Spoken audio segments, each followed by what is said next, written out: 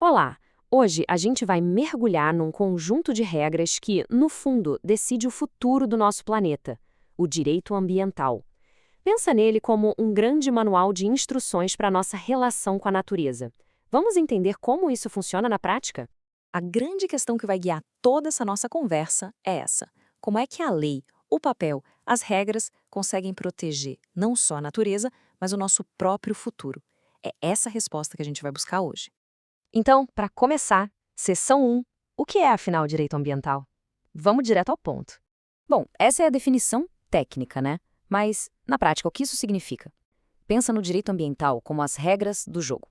Ele não está aí só para proibir, mas sim para organizar a nossa convivência com os recursos do planeta, colocando limites e, claro, responsabilidades para todo mundo. O exemplo que todo mundo entende: quando uma lei proíbe o desmatamento ilegal, por exemplo, na Amazônia. Ela está fazendo exatamente isso. Está definindo um limite claro para proteger um bem que não é de uma pessoa só, é de todos nós. E olha, o alcance disso é gigante. Direito ambiental não é só sobre proteger árvores, não. Ele cuida da poluição do ar que a gente respira, exige licenças para grandes obras e, o mais importante, define quem paga a conta quando um dano ambiental acontece. É um campo enorme e que está totalmente ligado ao nosso dia a dia. Seção 2. A finalidade e a importância. Ok, a gente já entendeu o que é, mas por que essa área do direito é tão essencial?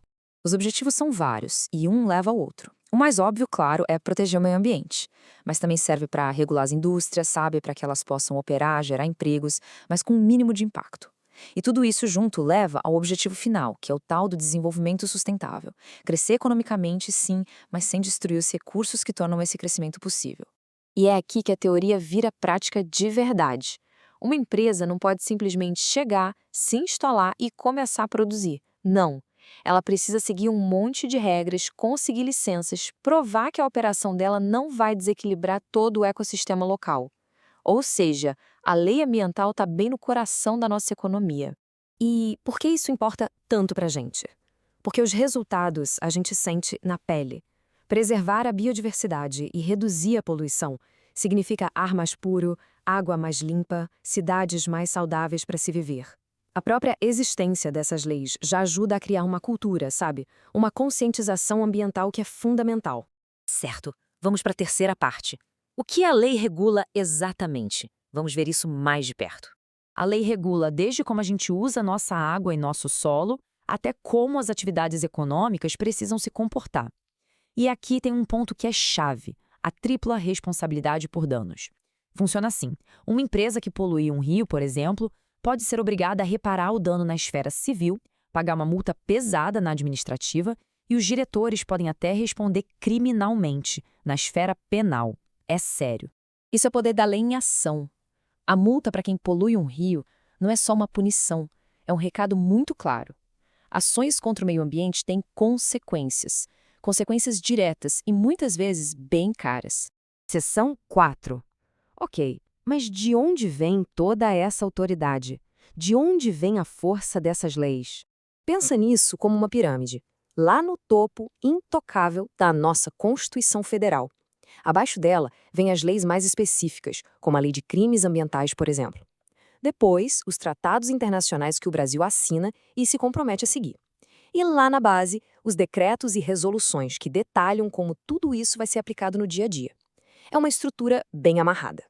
E aqui está a joia da coroa, o artigo 225 da Constituição. Esse texto é a base de absolutamente tudo.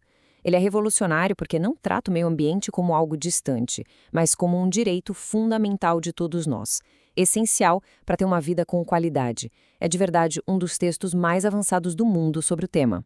E para a gente fechar, a última parte: como tudo isso aparece na prática, no nosso cotidiano. Vamos ver alguns exemplos rápidos. Primeiro, a ação punitiva. Quando a gente vê no jornal que fiscais aplicaram uma multa milionária por desmatamento ilegal, é a lei agindo para coibir e punir quem fez errado. A lei também age para preservar. A criação de um parque nacional, por exemplo, é uma ferramenta da lei para blindar um ecossistema e garantir que ele continue existindo para as futuras gerações. Mas talvez a ação mais inteligente de todas seja a preventiva. Antes de construir uma grande obra, tipo uma hidrelétrica, a lei exige o famoso Estudo de Impacto Ambiental, o IA/RIMA. O objetivo é simples: entender os riscos para evitar o dano antes mesmo que ele aconteça. E quando o dano já aconteceu? Bom, aí entra a ação de reparação. No vazamento de óleo, por exemplo, a lei é usada para forçar os responsáveis a não só limpar a área, mas reparar o ecossistema e compensar todas as comunidades que foram afetadas. Fica bem claro, então, que o Brasil tem um conjunto de leis ambientais que é, no papel, muito robusto e avançado. E isso nos deixa com uma reflexão final. As leis nós temos.